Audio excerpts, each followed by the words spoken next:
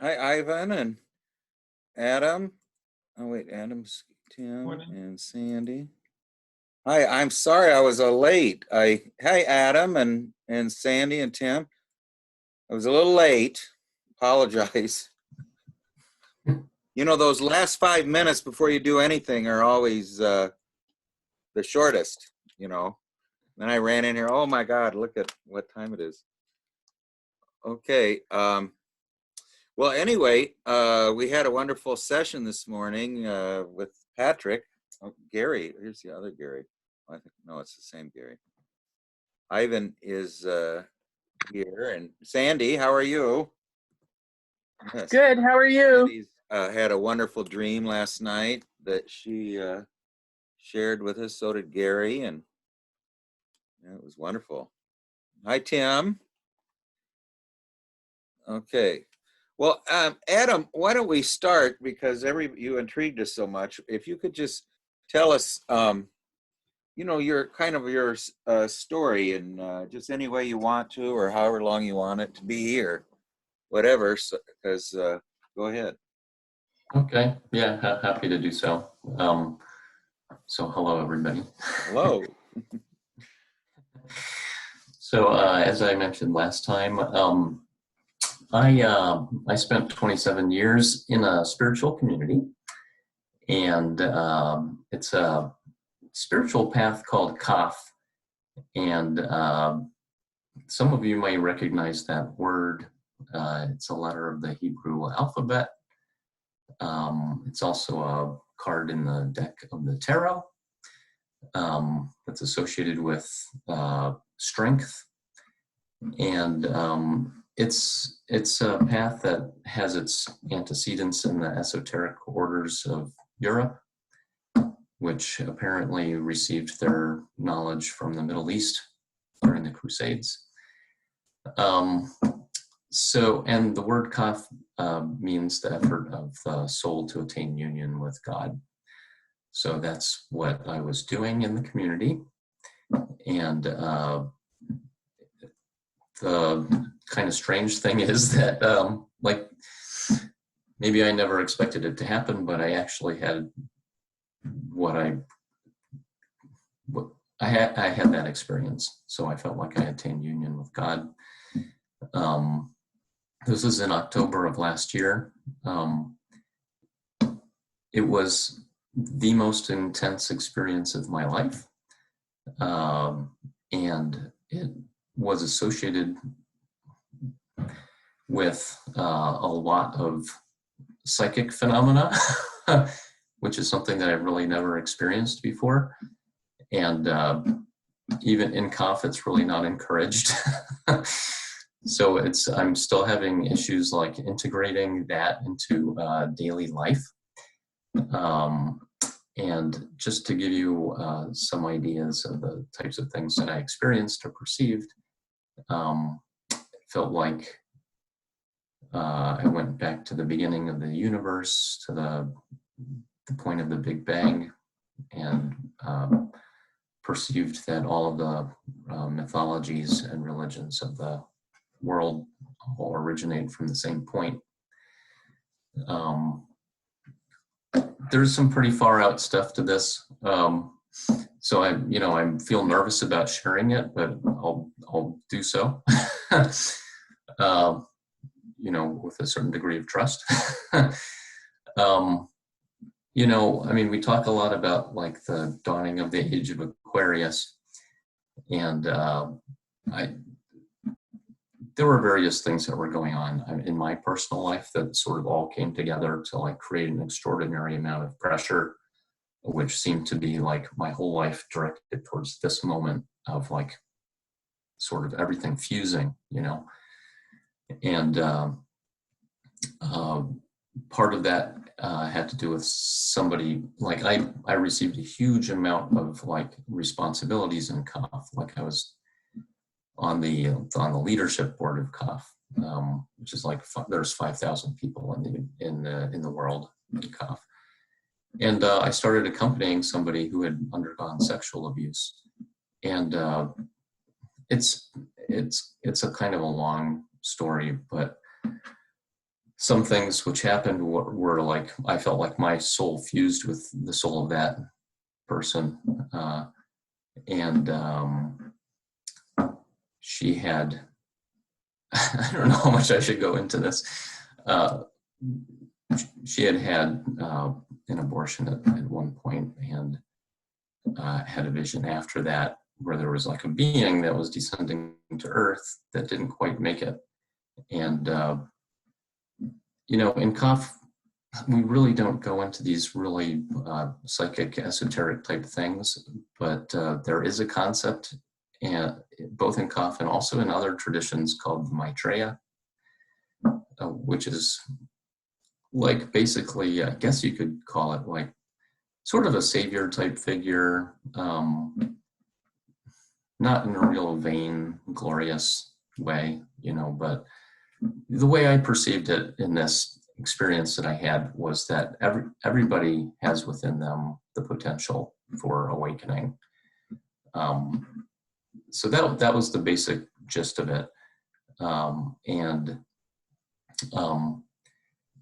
I felt like I sort of got like what was going to be like the next stage of evolution for humanity.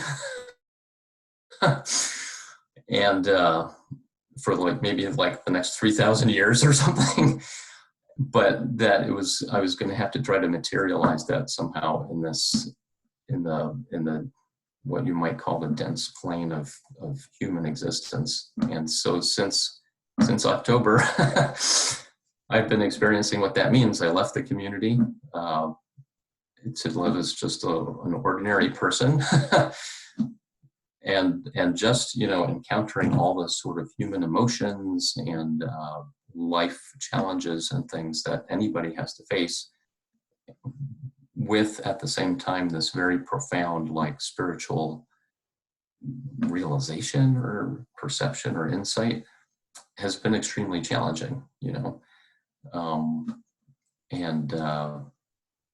among other things. And now I'm applying to a PhD program in depth psychology with an emphasis on community liberation, indigenous, and eco-psychologies at Pacific Graduate Institute in California, partly to try to really deeply understand this experience that I had, which I can't avoid. No matter how much I would like to avoid this, I can't. It's like, I relate it a little bit to like Jung's experience, because I've been doing a lot of reading since then. Jung's experience that he described in the Red Book, which is not a comfortable experience in the least, but he couldn't help, he had to do that. And it's like, I relate that to the process that I'm learning about with individuation, where you cannot deny who you are, or what you are. You have to face it. That's how I feel. Also, we'll try to keep this brief. I'm almost done. The closest parallel that I've been able to find in things that I've read are like shamanic awakenings. And again, that sounds really like pretentious. I mean, that's me like having a lot of self-judgment, as you can tell in like what I'm saying. But, by reading a lot of like cross-cultural studies about these things, that's really what I feel like I had. In the United States and mainstream culture, you don't have a way to contextualize that unless you want to go down the road of, like Western psychotherapy or something like that. And I'm actually, because some friends were worried about me, they put me in touch. They found somebody that I'm speaking with, who's a Zen sensei and psychoanalyst, and it's useful. But I also, find that the things that we're talking about here are very relevant and useful. And, considering Jung's experience, I feel really drawn to going down this path and working with all the archetypal stuff that came up, which was so intense and continues to be so intense. And, even finishing up here, the dream work and the ally work that I'm starting to engage in, partly because I'm working with you all, so far in this last week, as I started to do it, it's so intense. It's for me, I have to be really careful, maybe because I've been 27 years in a spiritual community and have been doing meditation for so long. It's like this laser-like thing or focus or something that I've developed. So like I have to be careful where I focus that, because really strong stuff comes up like immediately. So that's where I am.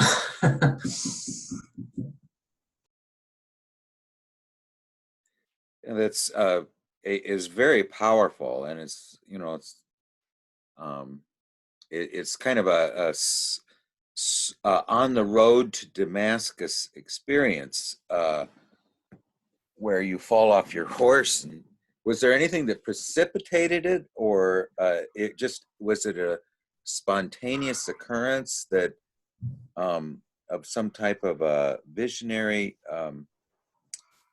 thing, that this fusion or this union? I mean, apparently it happened, like, did it happen at night, or did it happen somewhere in a particular place, or? Yeah, there were a lot of things that precipitated it, a lot of like apparently external things. So this is very personal, but one of the things that has always sort of been a problem for me, even in the spiritual path, is a sense of ambition. And like, even if you, like, I have a vow of renouncement to myself, okay?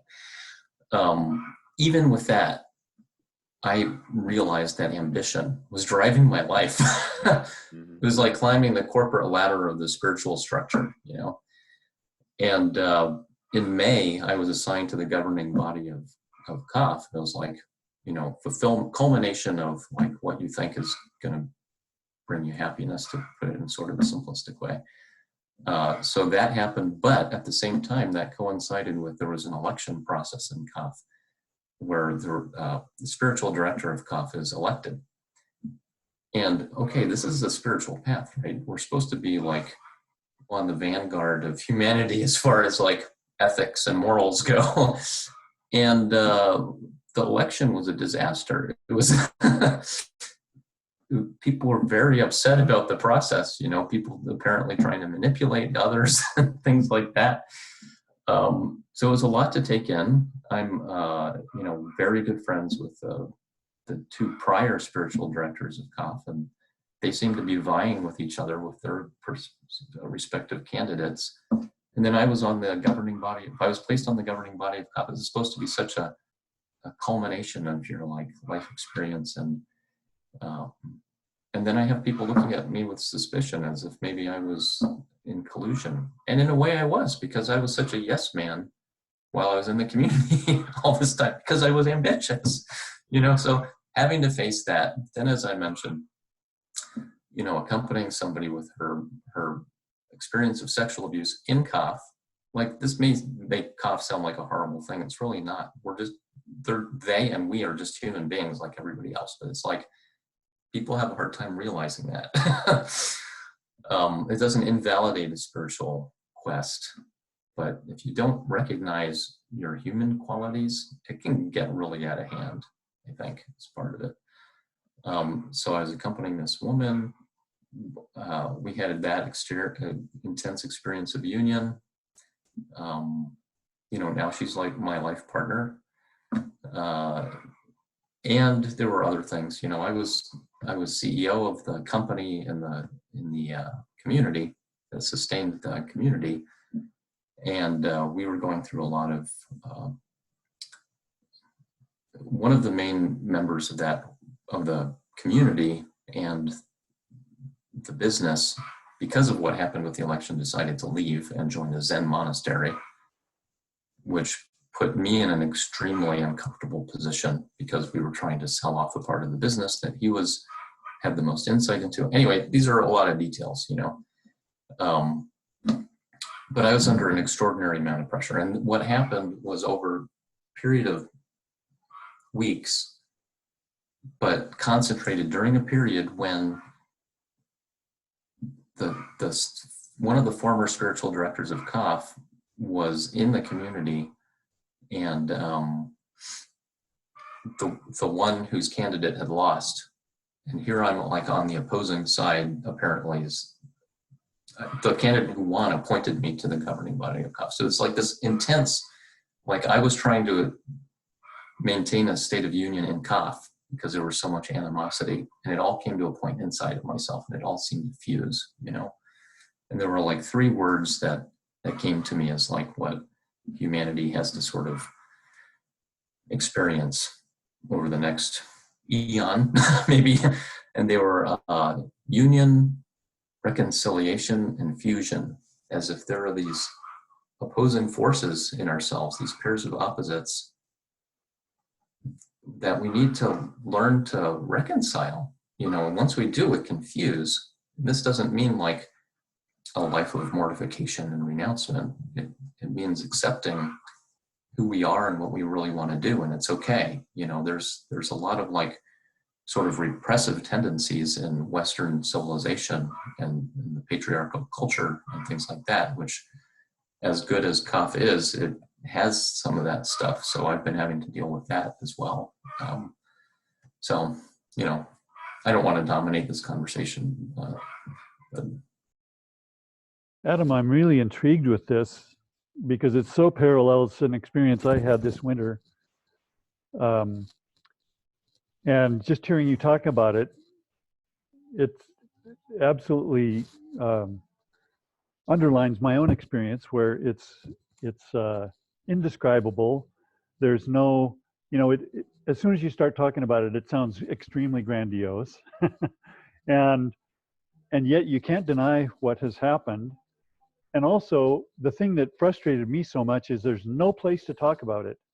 I can't go to my church and say, oh, guess what happened to me? Craig, I invited to be part of a group that I called, for want of a better moniker, a council of elders, just a group of people who are concerned about me, who could monitor me, because I felt the same way you did. I had people that were alarmed and thought, you know, I was going off the deep end. In fact, I bought myself a straitjacket just to you know, put in the front room of I'm an artist, and I have a studio here, and I just put it in the front room to say, okay, you know, anybody that wants to can come in here and declare me crazy. Here's my straitjacket. Now what are we going to do? How are we going to move forward?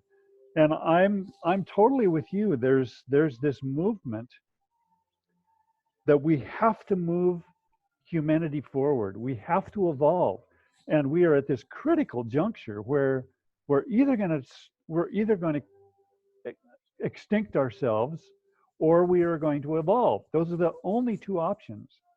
And I'm just really eager to hear what happens next. In fact, I had exactly the same experience, that I thought, well, I've got to go get a doctorate at Pacifica.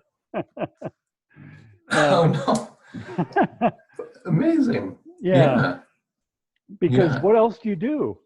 Yeah. You know? Yeah. I'm really eager to hear what you've been working on. What are your ideas? How do we create a community that is able to absorb this kind of thing and to work on new ideas and to move forward? What do you think? Yeah, I love that, because, you know, one of the things that happened to me, I've always been a very creative person, but in the community, it was not encouraged. So part of what happened was this explosion of like music and art and poetry, you know, which has been coming out with really archetypical stuff.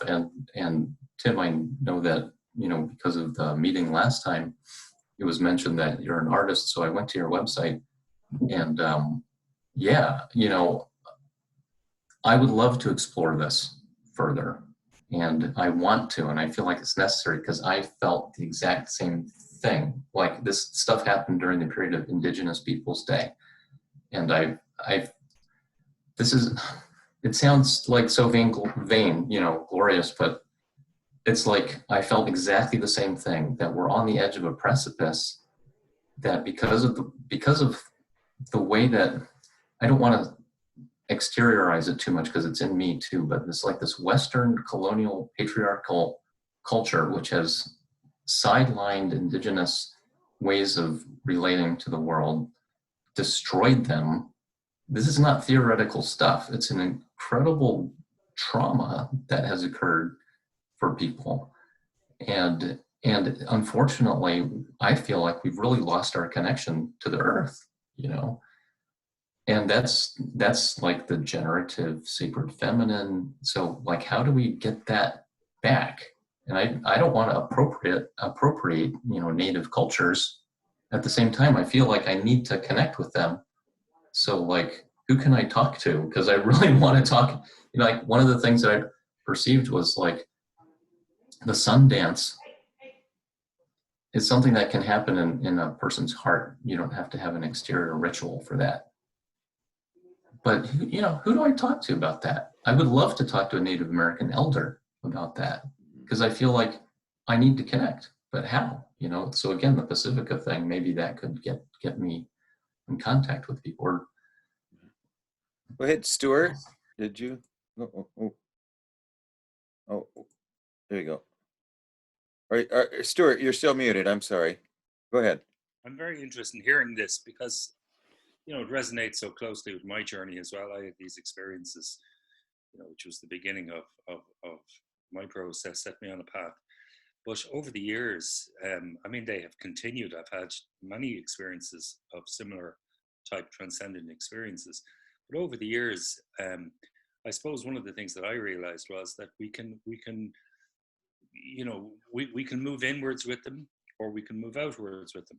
And there's a want to go out into the world and help the world and save the world and do all of that. And I agree with that.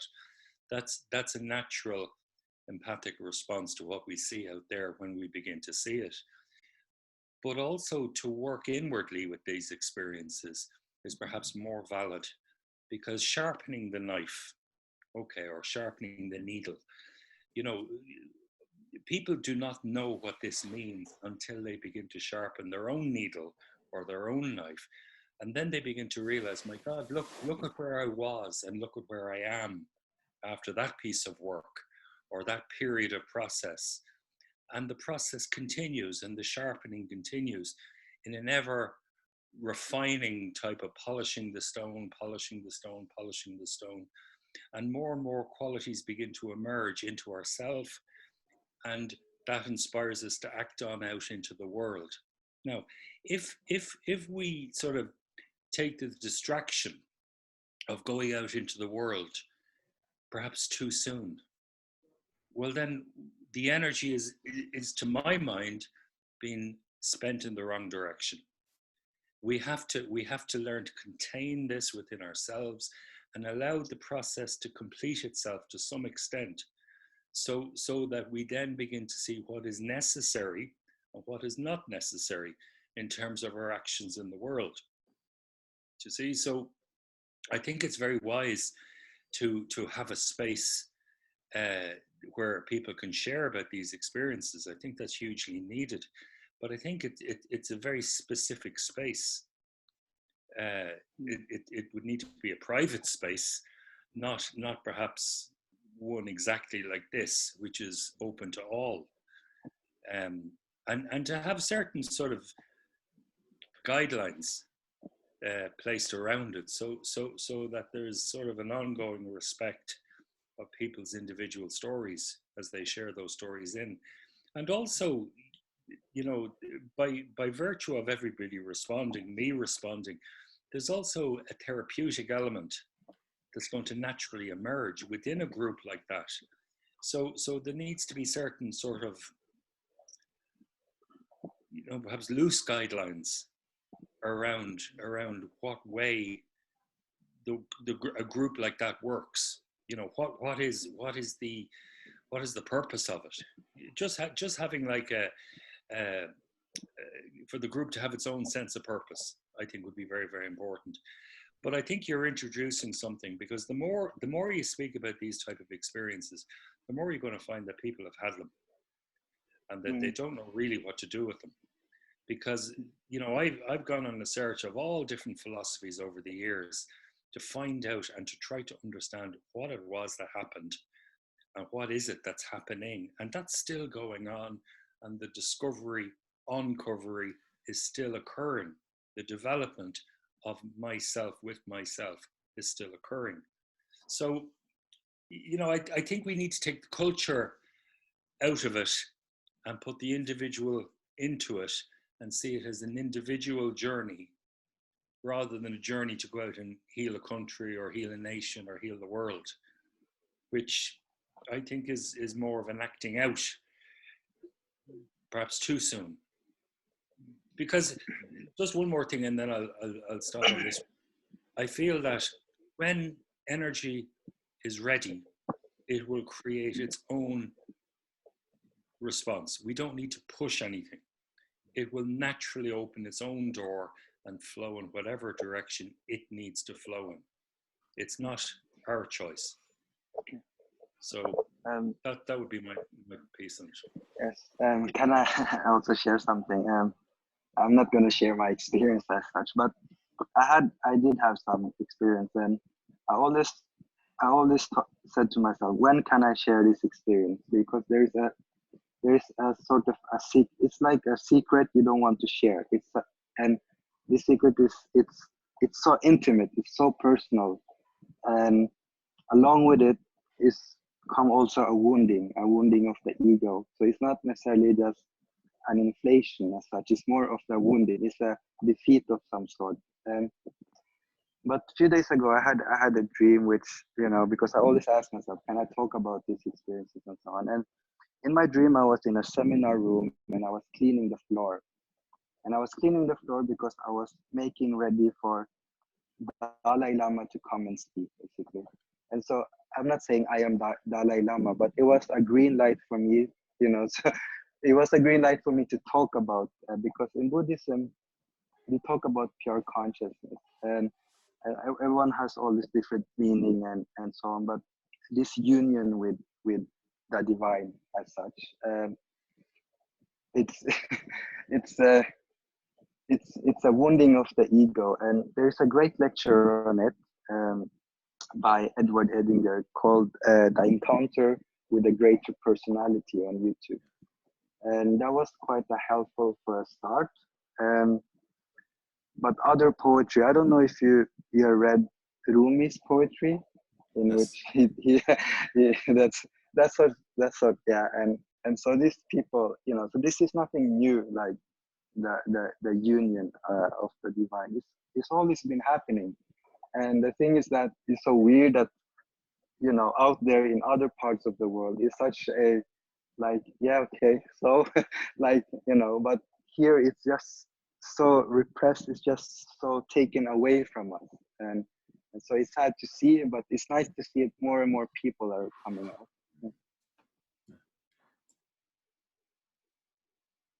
I just say one thing, just based on what everybody said, is when the Buddha sat for 7 days at the still point, he then stood up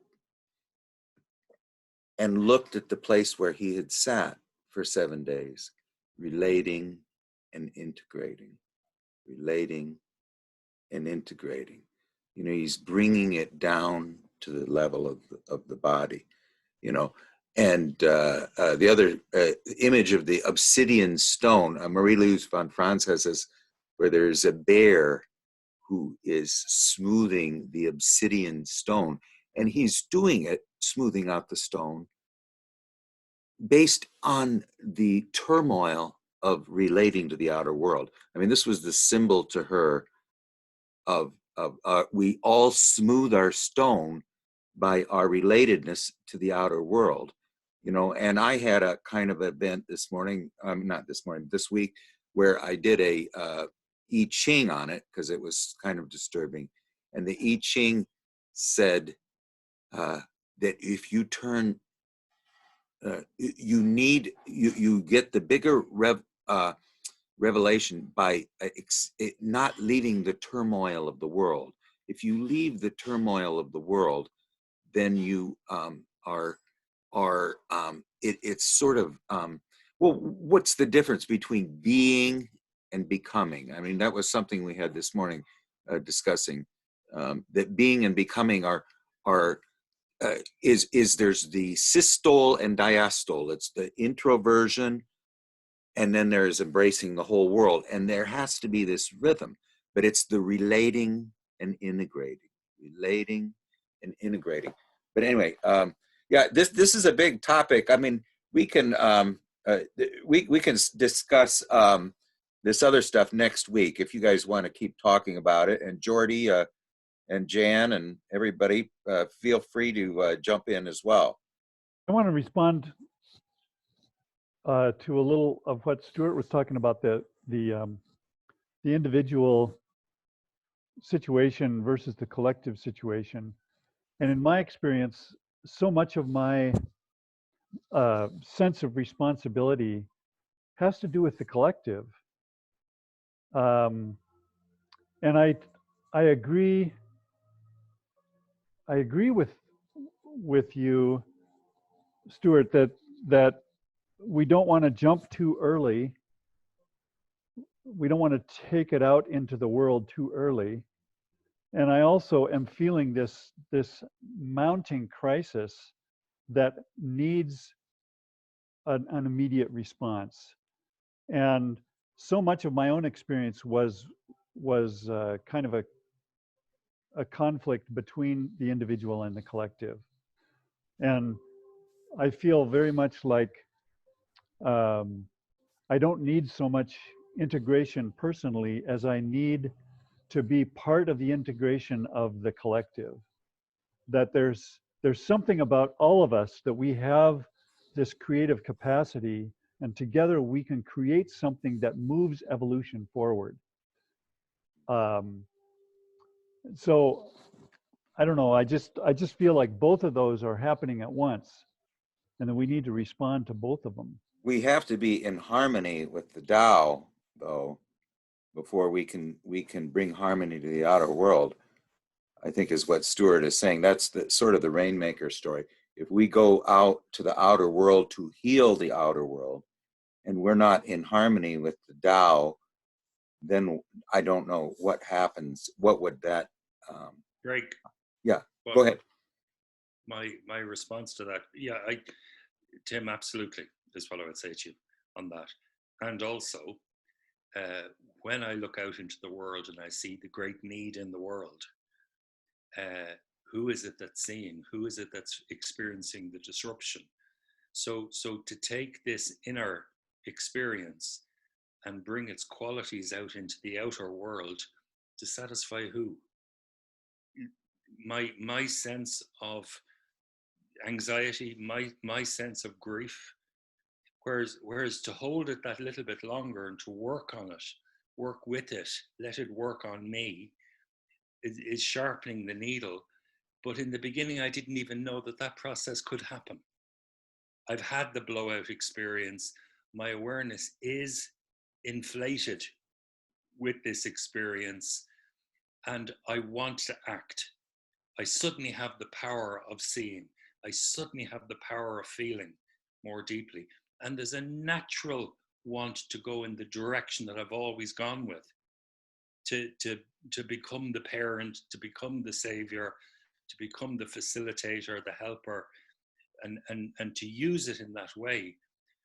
But in a sense of having a group of elders, well, you know, you listen to each voice, and my voice would be definitely saying, who is it that actually needs to be saved? When we see the world and we experience that sort of pain, whose pain is it? Something like, you know, there is the, I just tell you, I think that this is, everyone is, this is a felt sense that everyone has.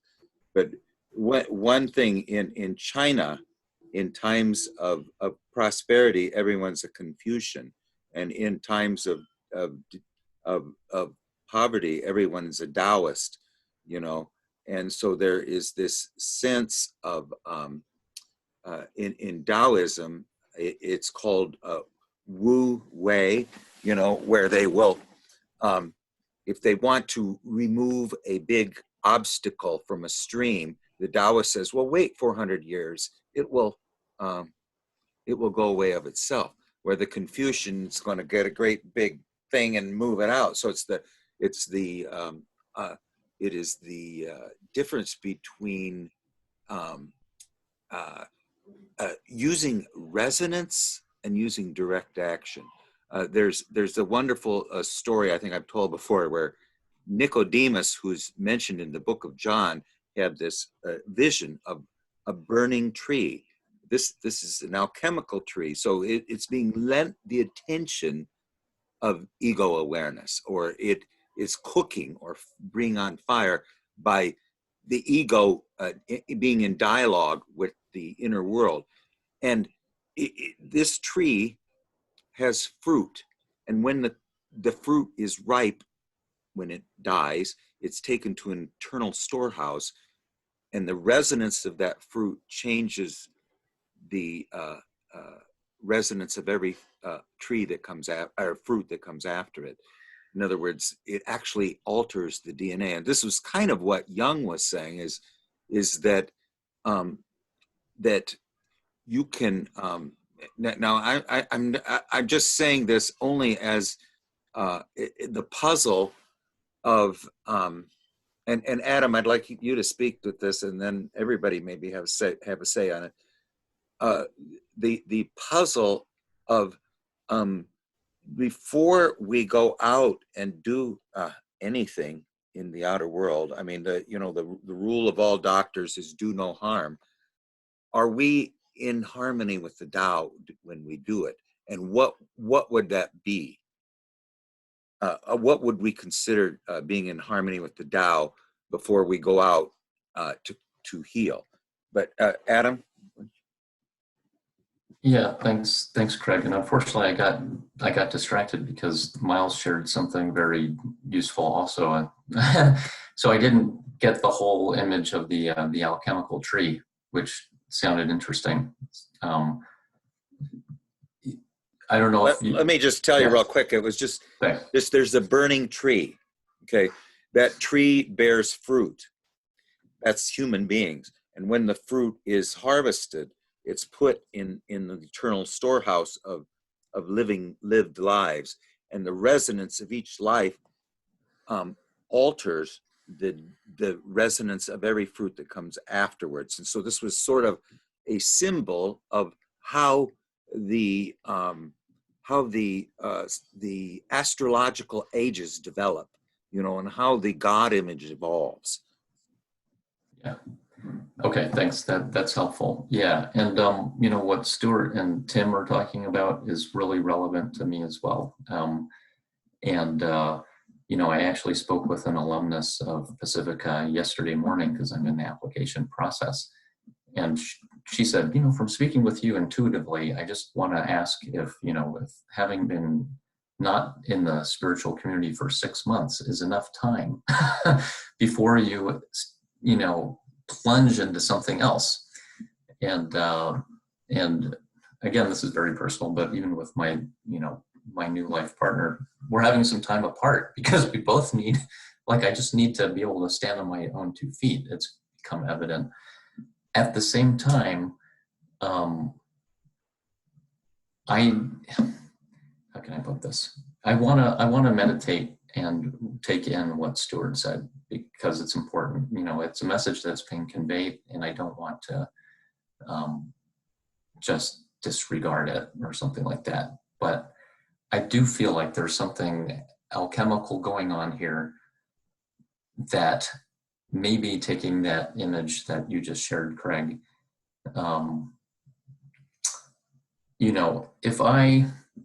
where this can get dangerous maybe is if I have that maybe savior mentality and think I'm going to change the world, and it's all about me, and it starts to get a little bit, inflated, even as Stuart said. But if I am able to, this sounds so theoretical, but if I'm able to, I just saw a documentary called The Last Shaman about a young man who has a shamanic experience in South America, because he was in such a bad state in his life the son of two physicians, he wasn't able to be himself. The only thing that he was going to do before he committed suicide was try this last thing, which is do some ayahuasca ceremonies in South America. But he came to the realization, and you could see he had changed by the end of this process. He came to the realization that he was just one point, just one particle in something hugely greater than himself. And it was like, that helped him a lot, you know? So it's like sort of contextualizing somehow this immense, direct, powerful experience, but in a way where it's like, it's not all about you. It's like, I don't know, I kind of feel like I just want to stop talking because I feel like I need to take in what you all think. And that's so important, you know? Well, you know, one thing that we have to keep in the Jungian approach, you always want to keep the ego self-axis, you know, where the ego is basically a vehicle of the dialogue. It's the outer world venue. You had a good word for that, Stuart. It was like it's the outer world venue for the dialogue that the ego is substance which lacks meaning, and the self is meaning which lacks substance. And you know the what is to be created between the ego self-axis, between the two, which is to be the redeeming thing, the redeeming saving thing, is they say about the philosopher's stone that it cannot appear in nature. The ego can't produce it by itself. The self can't produce it by itself.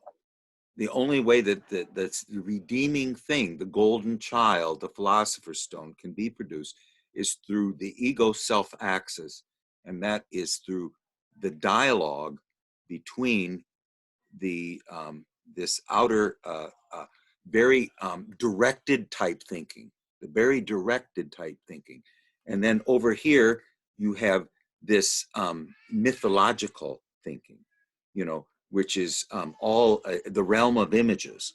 So through the dialogue with directed thinking and with the realm of images, where everything happens instantaneously, if it's a fortuitous dialogue, then the philosopher's stone can come into being. Yes, Stuart.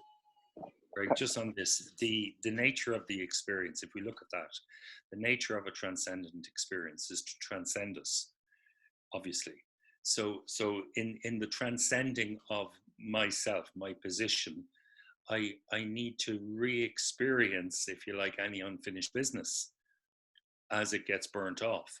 So the last thing to be burnt off is the first thing that happened as we regress back, as we transcend forward, if you like, or upwards.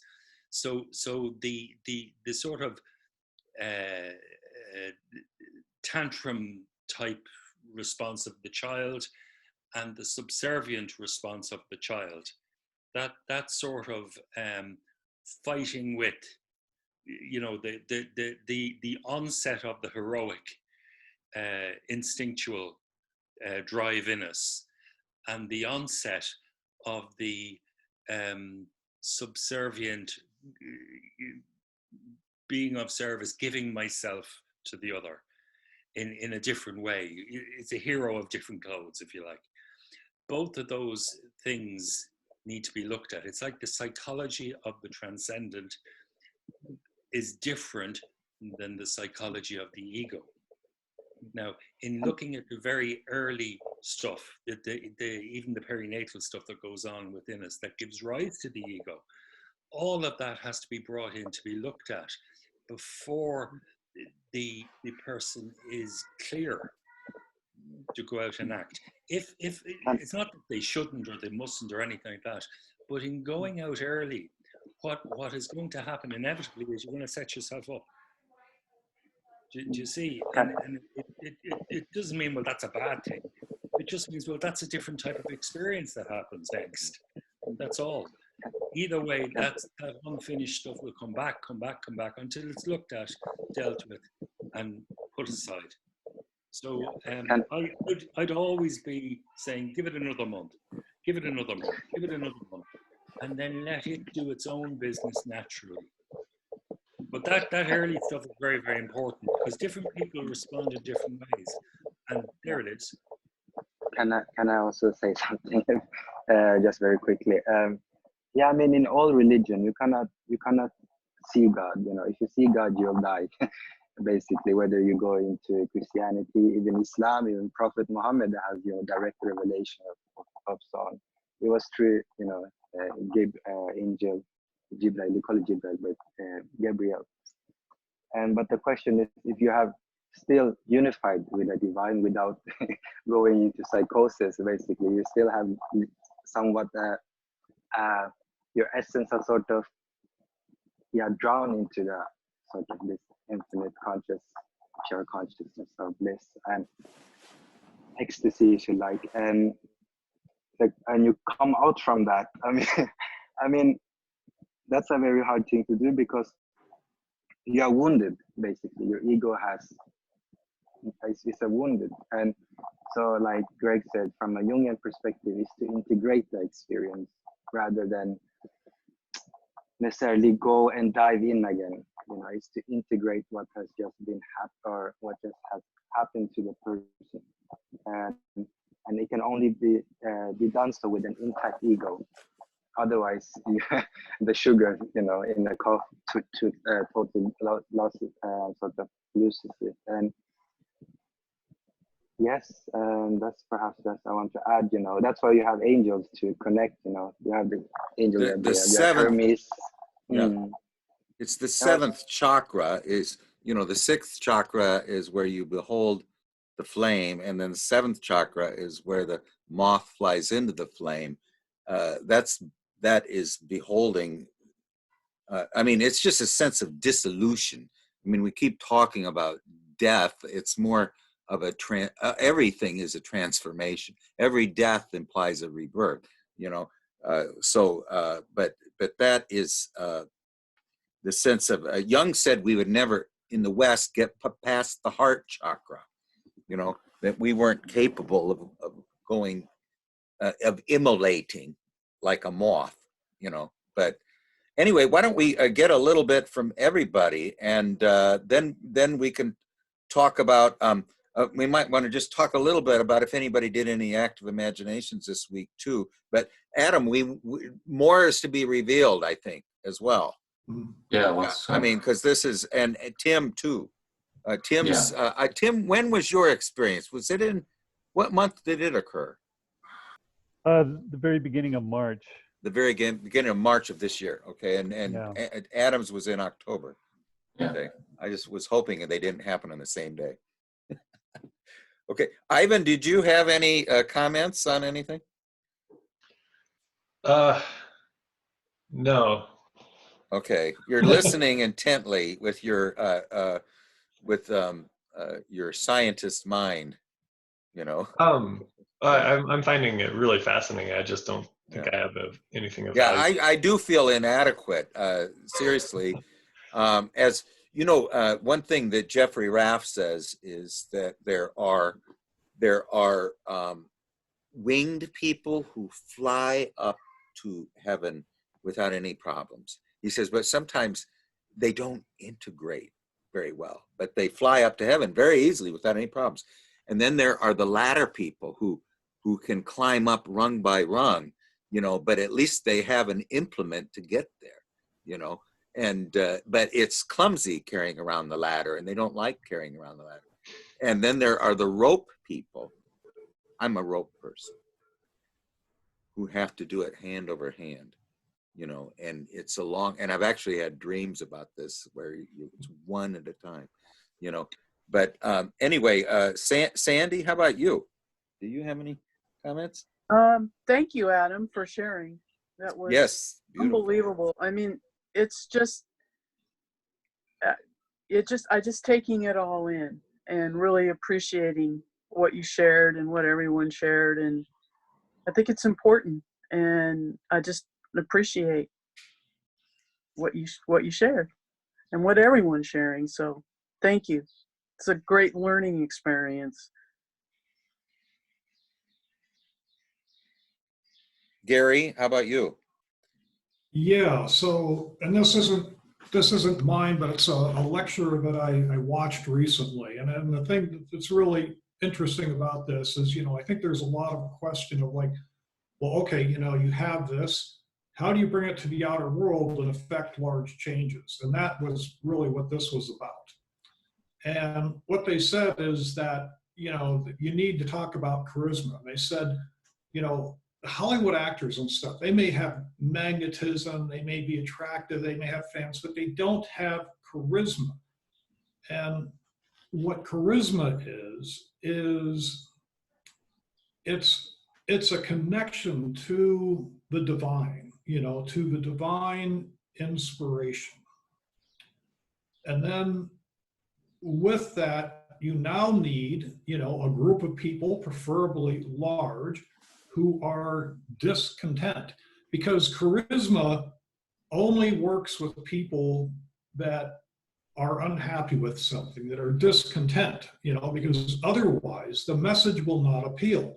But if you have the divine inspiration, and then the group of people that, at some subliminal level are above are discontent, then the two can link up. And at that point, I think the person with the charisma actually, achieves kind of a archetypal status. And that gets dangerous, because then they have to, because then, they have to realize that they're the channel for the message and not, the message, But if they can maintain the state of being a channel for the message, then, then you can ethically, really, I think, make the type of changes that your heart desires, if you will. Yeah, well, why don't we hear, we'll hear from Louis, Miles, and Jan, and then Tim, you finish up, and then Jordy, I'd like you to kind of take the rest of the time to tell us your story. Is that okay? Up to you. I have one question. Yeah, sure. Okay. How many of us are science trained or have science background or are involved in the nitty-gritty of dealing with science? Well, Ivan and Gary are, yeah, and Miles, yeah. I don't know. I mean in hard physical sciences, not social sciences. Mm-hmm. Yeah. Okay. Yeah, okay. In my case, it's epidemiology. Ivan, what's yours? Ivan, what was yours? Engineering or? Yeah, engineering, math. Yes. Good. Engineering and math. Yeah. Gary, what were you in? From computer science. Computer science. How about you, Miles? Civil engineering. Civil engineering. Okay. Yeah, and I've been IT all my life too. Oh, IT. Okay, good. Thank you. Yeah. Okay. Well, how about Louis, Miles, and Jan? Why don't and finish up, and then Tim, I'd like to hear your response to everything, because let me just say one thing: is everybody's individual path is correct.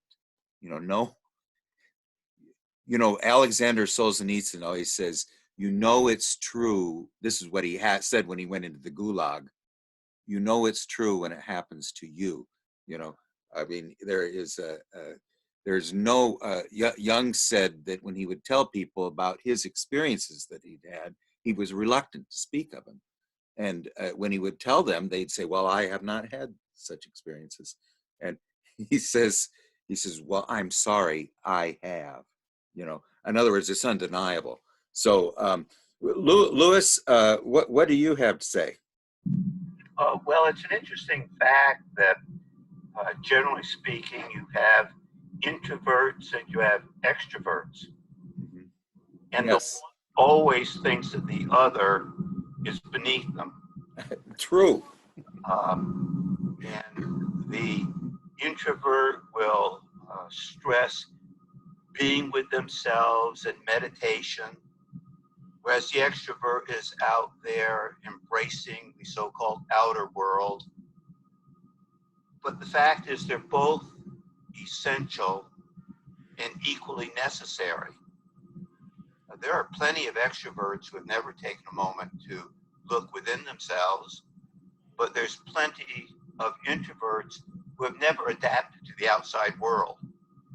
And while there are times where being alone with yourself is good, if you can't embrace the community of fellow human beings, a lot of what you accomplish on your own will be sterile. Introverts, by and large, look down upon the outside materialism of the world, particularly of the Western world. But the fact is that if you look to the East, China has embraced the atheism of communism and has gone full bore capitalistic. And in India, you still have, while it's a democracy, remnants of the caste system is still alive and well. And within the world of Islam, not only in many countries are women not allowed to drive a car, they may regularly be stoned, or there may be honor burnings. So the ills of materialism is certainly not unique to the so-called Western world. It's present really all over planet Earth. I don't know anywhere where women have equality. And sometimes there are parts of the earth that are still less advanced than the West. And so it would be very interesting one day to have 6 self-avowed introverts and 6 self-avowed extroverts within the same conversation. Yeah, that would be that is wonderful, Louis. It is the fact that we're all blind people trying to tell each other what the elephant is, you know, and we're none of us are wrong, but none of us have the full picture, you know. So it isn't, and even though we don't have the full picture, none of us are wrong, you know. But through the voices of all the people looking at the blind elephant, if you are open, you can start to get a glimpse of what the elephant is looking like. The extroverted existence is somewhat alien to myself, you know, and so I'm walking around thinking I have the entire whole picture, where I'm intensely inadequate as far as that is concerned. Now, Miles, how about you and Jan? And then I'd like to hear maybe just a little bit from Tim and Adam and Stuart, and then Jordy, you have the rest of the time. Is that okay? All right, go ahead, Miles. Thank you. So I related to Adam on numerous fronts. The interest in the Indigenous wisdom. I'm in Alberta, Canada, and I was laid off about 5 years ago from a job associated with railways, and you know, and even before then, I was on half time with this company because things were not looking very good. So that's the context. Now I thought, all right, I need to get a job, and I appreciate also how it's stressful on the relationships when you're dealing with your cognitive dissonance and your spiritual dissonance. So from my wife's perspective, it's Miles, just get a job, you know, like the Bruce Hornsby song, it has that line in it. Mm-hmm. However, I'm thinking, well, I've been concerned about existential threats for 45 years of and they're piling up, right? And so I also thought, well, if we're supposed to have a different kind of thinking, like Einstein said, well, what kind of different thinking is there? And I thought of my indigenous neighbors. And so I went down that rabbit hole, and I've made some connections, and they've been profoundly moving, and they've educated me. They've educated me about the Bible. So those are the aspects that I relate to you. I don't get very many job offers, but curiously, since we're talking about our careers or science backgrounds, so just the other day, I get an invitation to apply for a job building the Trans Mountain Pipeline, being involved in it, which is a very controversial pipeline here in Canada to take oil sands, tar sands products to Vancouver, British Columbia, right through Indigenous territories. So anyway, I'd connect with that and appreciate it. Thank you. Jan, could you say a few words, and then I'd like to hear from Tim, and just some brief remarks from Stuart and Adam. We want to leave Jordy some time here, but go ahead, Tim. I mean, Jan. I think Jan. Oh. I'm okay with just listening and writing to you guys in this side. I appreciate All right, sure. it. Okay, sure thing. Well, Tim, why don't you, Tim and Adam and Stuart, all say something, and Charles came in a little late, but then we'll kind of give it over to Jordy and let him tell us about his experiences. Go ahead, Tim. I think Lewis is talking about me. I've always felt like an introvert that couldn't really adapt very well to the outer world. And for a while, you know, I got to be sort of famous, so I got to experience what it's like to be to live sort of an extroverted life. But that's not who I am. And I've spent years and years like in my internal world. And one of the things that's so intriguing about what Stuart is saying is you know, trying to discover the balance for myself of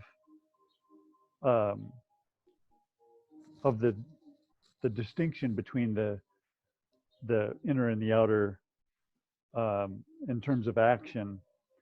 And so, you know, this is a fascinating conversation for me because I feel like we are perched at the edge of the precipice, and every single one of us has some idea that moves humanity forward, even though it's just a tiny increment.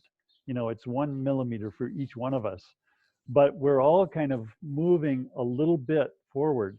And I'm just thinking about the fact that a generation ago, it seems to me that it wouldn't have been possible for us to have a community conversation about numinous experiences, because back at that time, there was really only psychosis and dogma inside the institutions. And I come from a family where we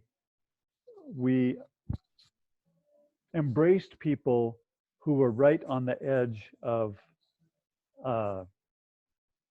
kind of human functioning. I've just been in dialogue this week with a woman that my parents rescued 50 years ago from suicide many, many times. And she was in a mental institution, and she wrote all kinds of numinous poetry. And there was even among my family no real way of embracing that in a public way. I mean, they could keep encouraging her and saying, "You're going to be fine. You're going to be all right. Whoever you are is okay." But there's no way that she could take that story out into the public or into a community forum like what we have here today. And what that means to me is, yes, we are moving forward. We are making progress, and we still need to move in that direction. And I don't know, frankly, if we are going to evolve fast enough to keep ourselves from going extinct. But that is certainly my hope. And this kind of group is exactly what we need, is more of this kind of dialogue. So thank you everybody for participating in this, and I really look forward to more. Thank you, Tim. Well, why don't Stuart, you go, and then Adam, you kind of just summarize, and then we'll turn it over to Jordy. And hi, Charles. Nice to see. Charles is the greatest dreamer in the whole world. By the way, I want to say one thing. If you think Tim is great, you should meet his brother and sister. They're pretty amazing people. But go. I agree. I totally agree. Yes. Okay. Go ahead, Stuart. Okay. Well, I think it's always, for all of us here, we're all psychologically inclined. You know, we understand the experience somewhat, and we put a lot of our life effort and energy into sort of opening up the view that we can sort of have a more insightful attitude towards what we do next. So in taking all that into account, my best advice to anybody, including myself, in a situation like this, is when I have one of these sort of blowout experiences, is to, usually with the help of somebody else, because it's hard for me to do it on my own, somebody who's familiar with that sort of ground, because not everybody is familiar with that ground, but somebody who has some familiarity with that ground, a good therapist, to look and see what the indicators are that still remain in me. So to be able to get some assistance, some support in settling myself and settling any of the affect that's still hanging around, that I may not be fully aware of within my own habits. So that when I do decide to go back out into the world with this, or, for whatever reason, I'm doing so from as stable state of mind, a normalized state of mind as possible for me, because there's always going to be a lot of straggly bits, bits of affect that have stuck in me, and they're causing me to do this or to be blind over there, little blind spots. And it's just extremely useful, because we don't see them for ourselves, and that's a fact. They're blind. We don't catch them. But yet when we go to follow them inwards, they can really, really, really result in something wonderful. The smallest bit of affect can suddenly open up into a whole transformative experience. So that's what I would be suggesting, to be able to work with what's there, and then to go and ask somebody else, well, is there anything else there that I'm not seeing? Because invariably they will pick up something else, and then as that's really it. Do our best.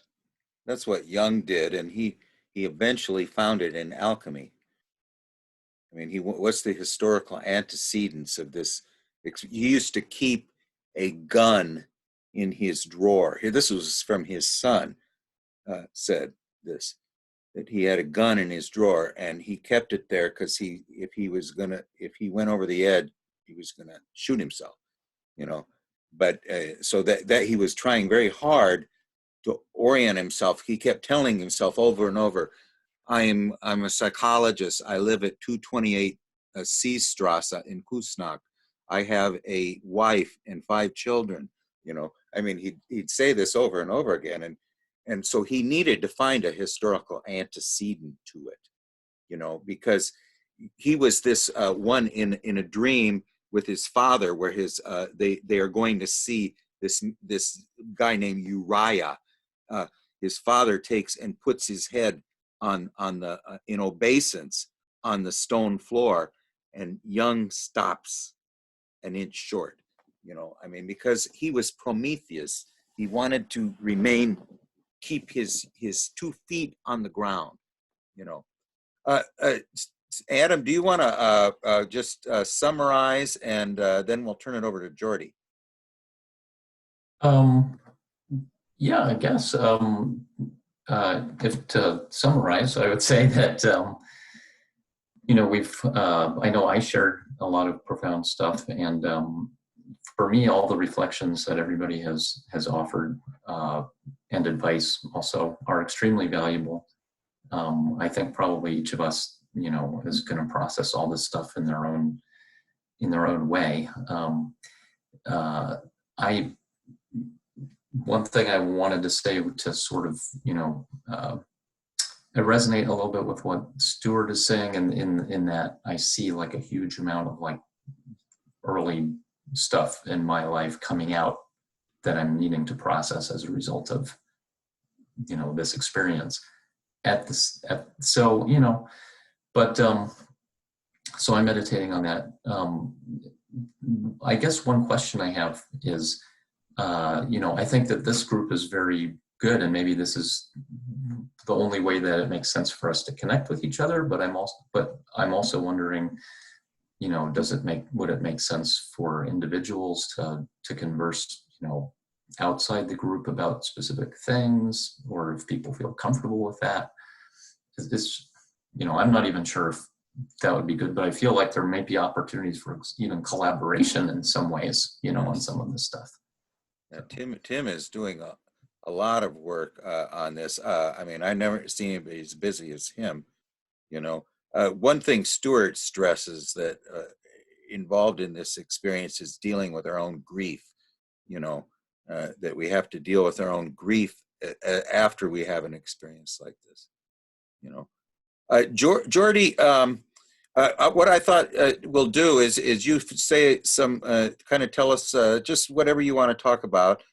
Next, Can I just interject a quick yes, comment? go ahead, Miles, please. Just for the recording, because people listening to it might be confused. When I said my encounters with Indigenous people taught me about the Bible, it's that they are exemplary of love, the ones that I've met. Yes. Maybe akin to Mountain Lake. It's not that they were reading of the Bible to me. Yes. Thank you. Okay, great. Well, and what we'll do next time is we'll keep dealing with these in a Jungian context, because Jeffrey Raff had this experience, but way before he met Jung, and yet he found alchemy and Jungian psychology the bridge towards its strength returns. Its strength is perfected when it returns to the earth. In other words, at the end of the day, we need to walk on the ground with 2 feet. Anyway, Jordy, why don't you just tell us anything you want? We'll start on the Barbara Hanna next time. Good. Do you listen to me? Do you hear me well? Yes. Yes, I hear you very good. Do I have 5 minutes or something like that? About 5 minutes, or? Craig, you're muted. Okay. Now, 15 minutes. We got 15. Okay. When I joined the group, they were talking Adam, Stuart, and Tim, and I had the experience almost of saturation of too many materials. Where when you go to a buffet type of restaurant and you fill the plate because everything is appealing, and then you have, oh God, there is too much. And I have to go slowly and carefully because there were, so to speak, quality items there. So I would like to review the video, take notes, and make something out of that. Another way of putting the thing, another way of putting or verbalizing the thing, is that we are in a sense of cross-pollination, like the forest with plenty of vegetables and plenty of things going. And there is, in another language, some sort of brainstorming or soul storming with plenty of stimulation. Things resonate, evoke things, but then the dialogue or the dynamics go on. This is normal, and this is a price we have to pay to stay here. Now, talking about myself, this mug, it's 3 storks. I bought it in the city of Strasbourg, which is gifted with plenty of stork nests, and it happens to be my animal name, which is the blue stork. Yes. Actually, it's as heraldic figures were the French fighter pilots of First World War, Nangesser, etc. Yes. Which fits me well because I am a flyer. And the first thing after this confinement runs out is to renew my flying license. And I find a merit in flying because in a score of 0 to 20, I am 19 introvert.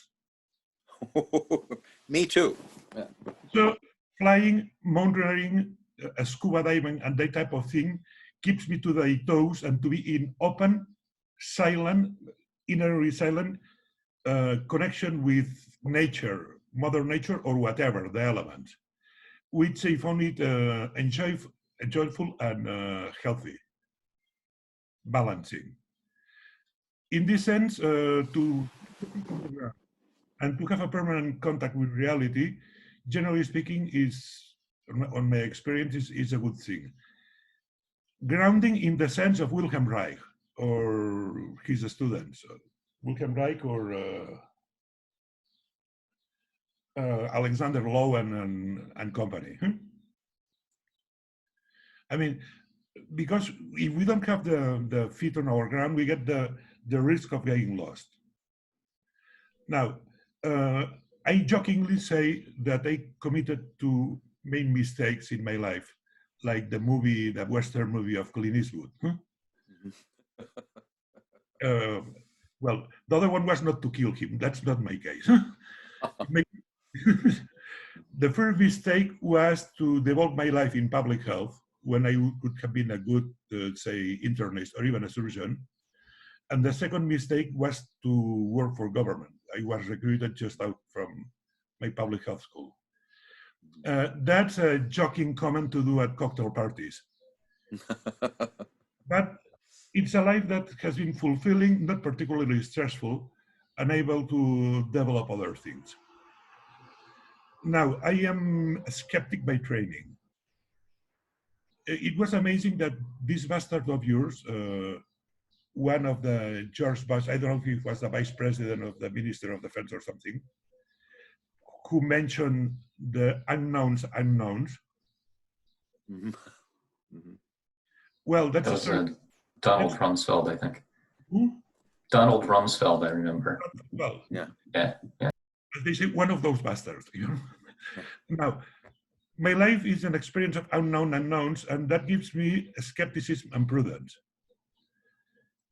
When I was an intern in medical school, I was some sort of research teaching assistant in the hospital. And in my country, medical school is not graduate, it's both undergrad and grad. It's a 6-7 year program. So I did my first postmortem at age 19. And you discover what's crying, paralyzing crying, when you have to do a postmortem of a baby of half a year or a mother. And it's an initiating process. It changes your identity, your self-image. And it hardens you. One of the things that we were doing a lot in the early 80s, late 70s, were ulcers. I mean, bleeding in the stomach, etc., something like that. Huh? It was a major issue in all hospitals. That disappears in 1997 when some people Arwood made the point that that was an infectious disease. Nobody would have believed them, say, half a year before. It was a change of paradigm. And medicine is something like that. That there are things you don't know, And that connects me to the old esoteric world. I had some synchronicity experiences. As one colleague of mine says, when I want to talk to someone, I try the phone more than telepathy. Yes. You want to live in the practical world, but it's not denying the rest. Is that say that again? I missed that. That last line. I mean, when I want to talk to someone, I use the phone, and that's not denying telepathy. When I want advice, I go shut the door and meditate, or that's what somebody said one time. Yeah. Now, my introduction to, say, the esoteric thing, it happened by chance. That connects me to this moment. There is this corny, if you want, proverb that when the student is right, the teacher appears, something like that. To me, this group has appeared in the right moment of the game. As the esoteric studies, in my case, was Freemasonry, which I was initiated when I was 35 in 1990. and my wife, we were married. My wife was pregnant with my elder daughter, and I was invited for a variety of reasons, but my reputation was I was a big mouth Voltairean. Francophile, with some gift for making puns and making jokes and things like that, and being sharp, and being a particularly unbeliever. And then there I discovered something that I value, which is Pythagoras. Yes, Pythagoras. The Pythagorean tradition and the power of ritual and the power of being physically connected to ritual, which elevating the symbolic to the acting. Yes. When you perambulate and things like that, you are a walking symbol, so to speak. And the power of silence, and many other things. And I discovered tarot or astrology or I Ching through the breath and there. I'm not an active member anymore. I've been active for 21 years. But it was a good exposure, orderly exposure, respectful exposure, even to the Western tradition. I include Kabbalah and Christian mysticism and things like that. I gather that not all lodges are equal here. There is a strong variations among lodges, countries, etc. But in my case, it supplied me first experience and then food for thought. In order, first experience and then you think about that. Keeping a baseline skepticism. And then I rediscovered Jung. I did Jung at med school, as Reich, etc. We get to say 4 semester courses on psychiatry and before on psychology. And these matters were covered some depth. And they reconnect me to that. Now, I make a criticism to Freemasonry and to generally people interested in occult, is that they are more hung up for their fascination than for ability to inquire. So what's going on in a ritual process, say in an initiation process? If you type initiation ceremonies in Google, you will find 300, 400 books on what's the right doctrine here from this tradition and the other tradition, but very little teaching what's going on for the human experience. The liminal space, how it's constructed, how the transfer is given from someone to the group, how the structure and anti-structure. Some anthropologists at Chicago, a good one I respect, which is Victor Turner, explain about that. But there is not that much in my sense, and there is plenty of doctrine here. And we have, on my experience, an oversaturation of doctrine and a lack of solid cooking books. Yes. And at the end of the day, to make an acceptable omelette, you need some apparel, some kitchen, and some technique, and some eggs. Much more than philosophy of the omelette. Yes. Yes. To be over sarcastic. Now, no. in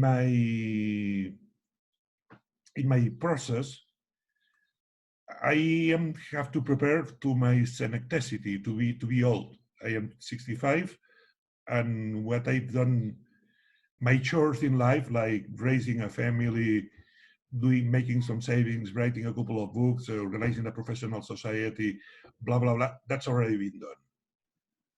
So what's next for me? It's up to me to discover or to open to get it revealed. Even if I live 1 month more or 10 more years. And here I am. Now, generally speaking, I don't like, and that's my Reichian tradition. When I got divorced, I asked for the help of a counselor, and I didn't want someone that's particularly psychodynamics. I don't want, using a Spanish expression, you lose your force through the speaking. I don't know how that's said in English. I wanted something more direct and to check myself in. And I found someone who has been a student of Alexander Lowen, which was a gift in my case. It was half a year to keep myself on my toes and rediscover the importance of getting around at identifying how well you dress your own body here. And getting things out, interacting, willing and dealing with the fucking world all the fucking time. Yes. But if you sit down, you get fat. In a way, that has been me useful and has increased my skepticism to the overvalue mental intellectual activities, which, by the way, I have a natural inclination, and I am particularly gifted for all sorts of brainy things. So it has remedial properties in my case. Now, what can be my contribution here? I don't know. I'll try to behave and to focus myself to be effective, of course, but please don't behave. But yeah. Please don't behave, he said. I feel like we have Zorba the Greek here, and that you'll be like Hermes. You're going to be a very good Hermes. This beer has a story. I have been shaven for almost all my life, but I joined a Vipassana retreat the 26th of February, which lasted to March 9 or March 10 for veteran students. You know, these things of sitting 12 hours a day, etc., with yes. no silence. I tried Zen, but Vipassana is more hippies. It suits me better. I have the intuition that the Zen is more for military ninja types who have a perfectly healthy relation with the inner assassin or something like that. For people more hippies, they are, say, softer approaches to meditation. Now, I grew a little bit of beer during the retreat. I got sick after coming back home. I took sick leave for 3 or 4 days, and then we will confine. So here we are. I will cut the beard when the deconfinement appears. My daughter-in-law said that you realize, but that's a frivolous comment. Now, I am not a born patriarch. I am, by inclination, I am, a government anarchist. And if you ask, we have connection to the deep state, I will say no. I will deny. Yes. But I am the only civilian in Spain who had the wings of flight surgeon. Yes. I am a full qualified Air Force flight surgeon. So I know the inner dealings of government, and I am, say, a prudent anarchist here. Mm-hmm. Like Tolkien, the power, the less, the more spread, the better for everyone. Yes. And yes, the Taoist king who goes out and to ask the subjects what they think of the king, and they say, "We didn't know there was a king," and then he goes back to the palace happy. Yeah, that sort of thing. Yes. When you look to the things closely, they are much more freaky and strange than they appear. So to keep some distance normally is healthy. Yeah. And I discovered that in the emergency room when I was an emergency room intern. Mm-hmm. When you're very close to your fellow interns or nurses or residents, etc., they're a big bunch of crazy freaks. And you don't want to know that detail. Mm-hmm. And patients are freak, and mothers of patients are freaky people, and you don't want them too close. That's my piece of wisdom. Are you sure you want to know people that well? On my experience, well, with moderation. I mean, yes. Distance management makes things much more manageable. Yes. Said that, I want to make another statement. I would like to meet all 10 of you in person at some point of my life, if that's feasible. Yes. Okay. Certainly. that's my policy in social networks. I don't want friendship in Facebook, so something like that. 1-in-1, I don't want to meet it in person. You never know. That's what, there's this wonderful story of Jung said one time that the best analog to himself was a Hasidic rabbi named the Maggid of Mezerich. And one person went to see the Maggid of Mezerich, Poland, one time. And when he returned, everybody said, well, what did the Maggid preach? And he says, I didn't go there to watch him preach. I went there to watch him lace up his boots. You know, he just wanted to see him and see the man, you know. Yeah. Yes. I see fully the yeah. point. Well, Sandy, did you have something? No, okay. No, listening. All right. Well, I was just going to say next time what we'll do is you know, the second exercise in ally work is on pretending.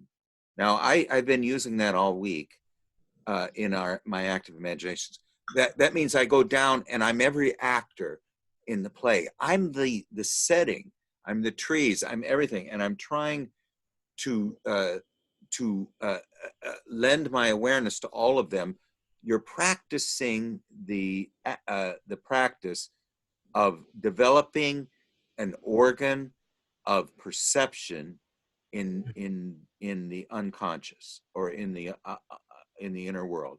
This is the object of the early stages of active imagination, is to develop the organ of perception of a seeing but not an understanding. You want to see but not understand. Then the fifth one is to view the light of Poimander. I mean, you want to have some being reveal his essence to you. You know, while you occupy his awareness. Go ahead, Jordy. Again? Well, I mean, I don't think it's something. Did you do this last week? Yeah, I'm just saying next week, if you want to do one other one, it's the sixth one, which is to take your active imagination out into the outer world. Whenever I am done, I ask these figures, be with me out here, you know, and I try to carry that zoom of the active imagination in my head.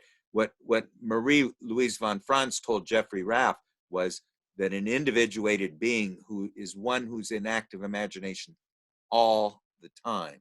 You know, in other words, personality number 2 is operating with them as they go out in the world.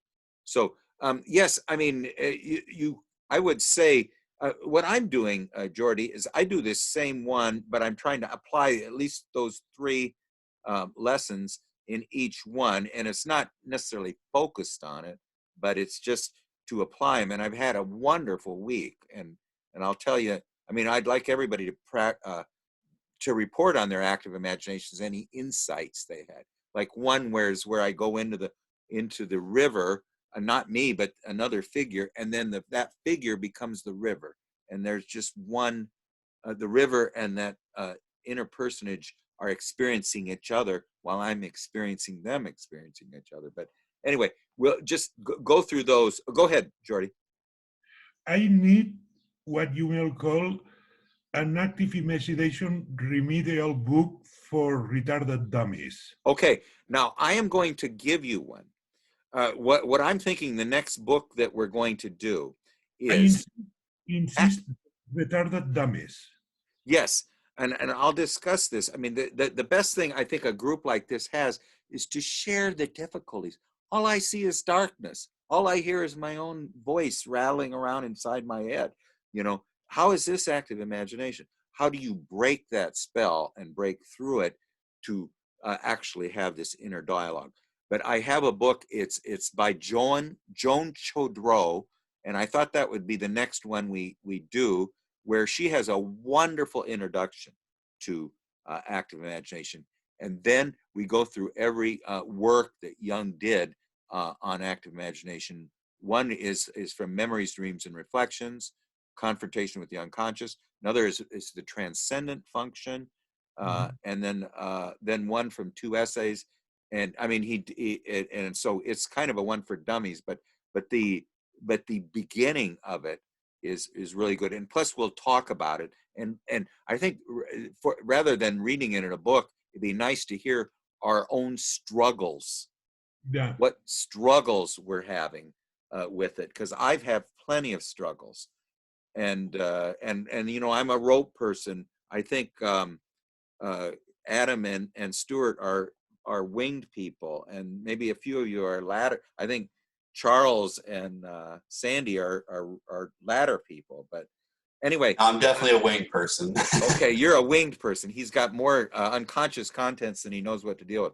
Then we'll also go through the case of Edward. And I think the thing we want to focus on is the characters in the case of Edward, because there's four anima figures. There's also the Kabiri hunchback, who is the creative force, you know. Then we also have two shadows, the veiled boatman and the devil. And then there is actually the self there, who interestingly is, this is the god of Edward, is the eyes of fire, ice, water, and wind. So that's his god, is the eyes of fire, ice, water, and wind.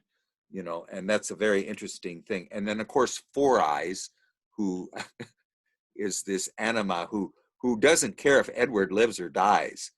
And, you know, she has to be convinced that who cares about Edward? He's the one that got us into this mess, you know. And then there's finally, we'll look at the eternal feminine in its elemental feminine and the transformative feminine, because the woman at the end with the 4 breasts who appears would be the good mother, who's in the elemental feminine, and then the witch is the negative elemental feminine, and then there is the transformative anima, who is the guide, and then there is also this very interesting Four Eyes, you know. So anyway, we'll go through the case. We'll want to hear everybody's struggles with active imagination, and I'm saying all through this we'll use Jeffrey Raff as kind of the guide for active imagination, and just continually have assignments. But we'll also go through almost every book there is on active imagination. Go ahead, Jordy. Does it make sense to keep a diary on that? Okay. Yes. My experiences with diaries. Yes. They can be a source of baggage at some point. Well, okay, but you can also review them and take these things and make them concrete and real in the outer world. One thing I've discovered is if you have an active imagination and something happens in it, you need to, through relentless memory, make this a part of your personal myth. You need to take that image, whatever it was, and make it real and concrete in the outer world. Otherwise, you're not really integrating with it, and you're just letting it flow by in the stream, and it's lost to transforming ourselves. What do you think about that, Jordy? Does that answer? Is that address what you're talking about? Because I love your epidemiology approach here. No, the thing is that observing myself, I end up spending more time of writing things than doing things. Yes. Well, okay. Yeah, there is you're talking about the systole and diastole. You know, at one point you need to turn in, and the other point you need to embrace the whole world. But you need to have a balance. It's an issue of anxiety management. It's more relaxing to think about things and ordering with words than to jump to the swimming pool and getting wet. Yes. And in this sense, any trick to jump into the swimming pool, some entrance and exiting rituals, something that may work. Mm-hmm. Well, the whole object of this whole thing is to develop the organ of seeing in the inner world. And that's what we're trying to work on, so that these we're lending our awareness to these figures, these living figures in the inner world, and so that that we can have the ego self-access, the tension between the inner and the outer world, and let something be born, let the egg form. But anyway, so next week we'll concentrate on, let's just talk about our struggles with active imagination. We have a couple of guides, or 3 guides, from which would be 2, 5, and 6 from ally work, and then we'll go through the case of Edward, concentrating on these figures in the inner world, which pretty much gives us an example of each. Plus, Edward's case is very interesting, and the fact that this active imagination took 18 months, and it was on one dream, And so we read this and we think, wow, I wish I had experiences like that. That was 18 months of work, of maybe an hour each day for, almost 500 days. Anyway, anyone have any closing wisdom? And then we'll. I did want to say one thing. Yes, Charles. There's probably a few people here that don't really know me, but I am active person in the Friday night dream analysis. But after hearing some people today, it sounds like we're going to have some sort of conference or something. Yes. The cross-pollination is lovely, Yeah, I mean, the fact that we're cross-pollinating, Yeah, I don't know. I'd like to see something like that happen. Also, the idea of contacting each other outside of the group. Yes. For me, I've been leaning more and more towards that because I need so much help with my dreams, because they're just like, it's just an endless pile that I can't manage by myself, honestly. Well, I think everyone here is on our email list, I believe. So if you want to contact anyone individually, you're certainly welcome to. And this is, I'm going to sort of provide a structure, but this is just, we're learning from each other. And I'm telling you, I'm not the, I don't pretend that the gates of paradise have never opened for me yet. But I'll tell you, this last week when I was working on what we were going to do, I had some incredible experiences. So I think the more hours you spend in your active imagination trance, the better, the more productive the whole experience becomes. Did you have something to say, Miles? You look like you're, and I think Kevin. Oh, no, I'm just trying to catch all this great stuff okay. Jan has put up, and so I'm using my finger up there. So thank you. Is anyone else pregnant with comments before we close? Well, I'm going to throw just one thing out there. Yeah. And, I think in a way it's a little bit directed towards Jordy, because, especially when you've got so much experience, like always using the intellect, always, researching things and heavy science. I think what we find is that, for your inferior function, this is what Jung said, Yes. You've got to work with the inferior function and develop it. And so the thing that we should maybe research, and, I certainly don't have the answers here, but I do some things for this when I'm working on my inferior function and active imagination, is how to bring use our inferior function along with the active imagination, is I guess what I'm thinking, because we have something that's so undeveloped, and it would be foolish to think that isn't holding other things back. But there isn't a synchronicity. It's the blind spot. It's the fourth one that's always missing in Ivan's dreams. Ivan always has a dream of 4 people, and one guy's always missing, or one person is always missing. Well, that one holds the key to the gate, Well, now, Kevin, did you have a closing comment, and then we can kind of end? Yeah, I can just say something like, just quickly, it just came up my mind basically, is that yeah, the search for wholeness through the Jungian approach is to develop the 4 cognitive functions. Yeah.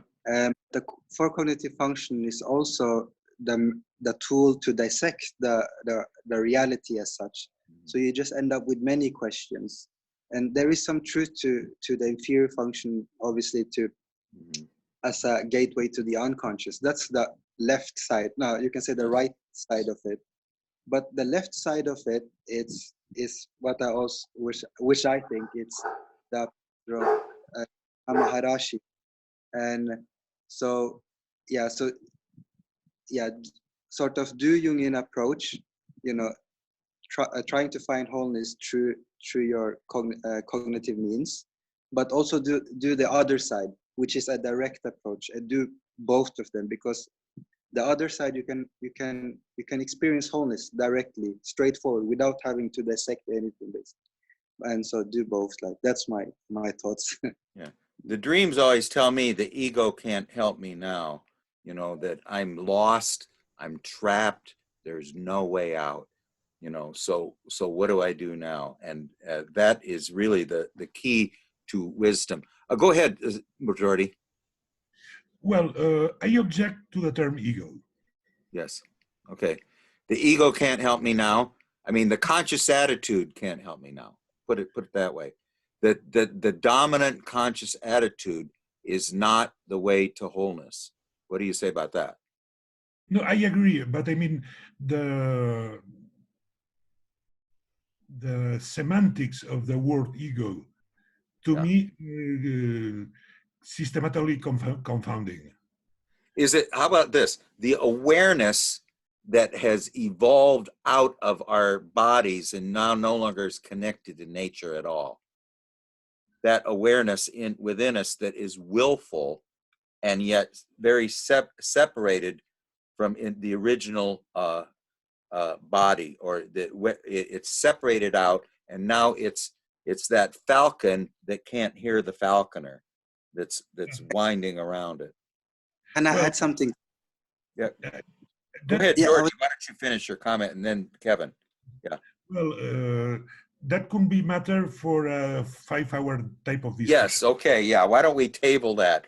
How about you, Kevin? And then Tim, why don't you close? Just say one word. Like, the ego exists, but it also does not exist. Yes. It depends how. It's like a microscope. You know, how far in do you want to see? If you just want to see from above, there is an ego. If you want to really dive in, then we don't really. That's a different story. But like, it's a 5 hours. It's the willful attitude that is the broken aspect of the human being, because they're not whole. That's the thing. Tim, did you want to just close, because you're Well, I'm just thrilled with this whole thing, and I haven't been reading the chat, but I made a copy of that because there's a lot of stuff going on there. Yeah. It just feels to me like Charles said, we need a conference. You know, there's so many good ideas coming out of this, and I just really feel like the energy is very intense, and we're really in the center of something really important. Yes. So thanks everybody, and okay, great. And we'll focus next time on actual, trying to learn on a more structured basis, but sharing our struggles. Okay. All right. Well, thank you, everyone, and Adam, particularly, and Jordy, and everyone here. Thank you. I'm so grateful to everybody. We'll see you next time. You guys. Goodbye. Okay. Blessings to all of you. Bye-bye.